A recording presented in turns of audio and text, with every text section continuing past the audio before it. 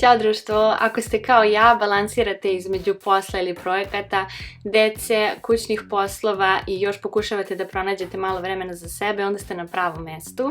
Iskreno nikad nisam bila savršena u svemu ovome, ali sam kroz iskustvo pronašla par malih trikova koji mi pomažu da ostanem pribrana i efikasna. Danas ću podijeliti 10 trikova koji mi čuvaju živce i štede vreme.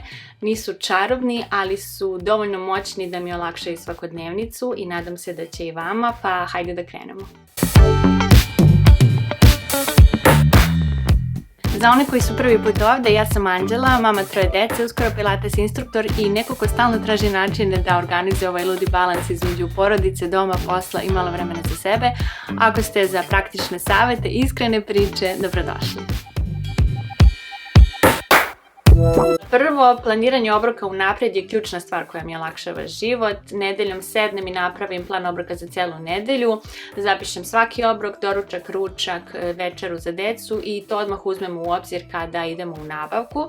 Također, kad već kuvam, često pravim duplu količinu i zamrznem, tako da uvek imam nešto spremno za dane kad stvarno nemam vremena.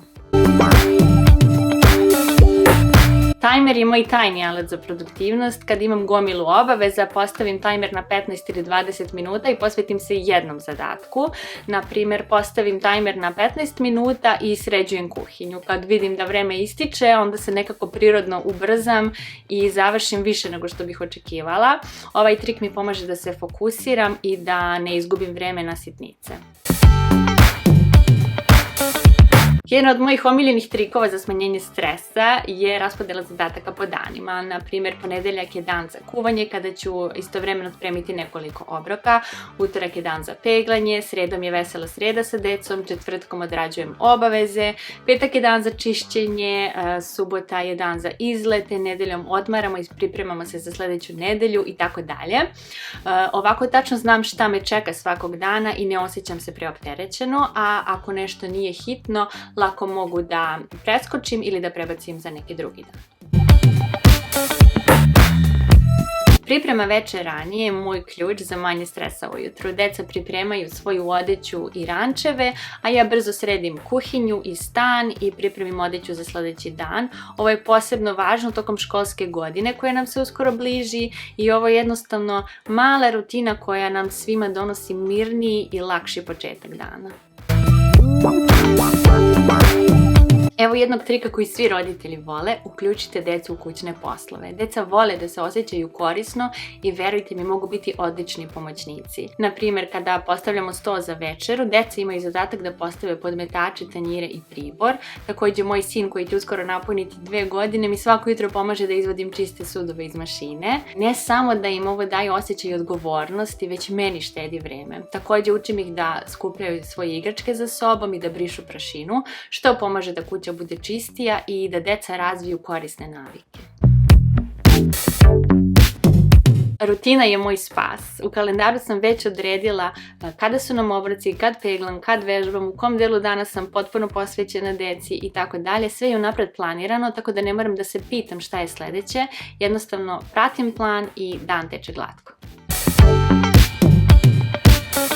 Tehnologija je moj najbolji prijatelj kada je u pitanju organizacija. Koristim Notion i Notion kalendar za planiranje i organizaciju gdje mi je sve na jednom mestu, od dnevnih zadataka do dugoročnih ciljeva.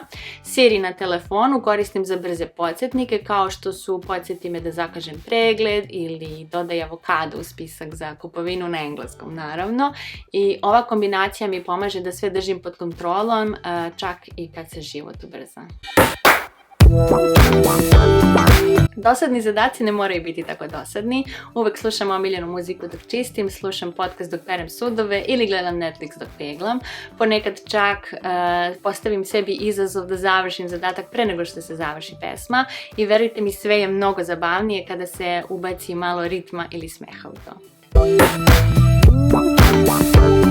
Liste zadataka su neizbježne u mom životu, ali ključ je u određivanju prioriteta. Svako jutro napravim listu obaveza za taj dan i obeležim najvažnije zadatke. Ono što moram završiti i ono što može sačekati. Fokusiram se prvo na zadatke koji će mi doneti najviše koristi ili olakšati dan. Kada završim najvažnije zadatke, osjećam se produktivno i mogu da se opustim znajući da sam uradila ono što je najvažnije.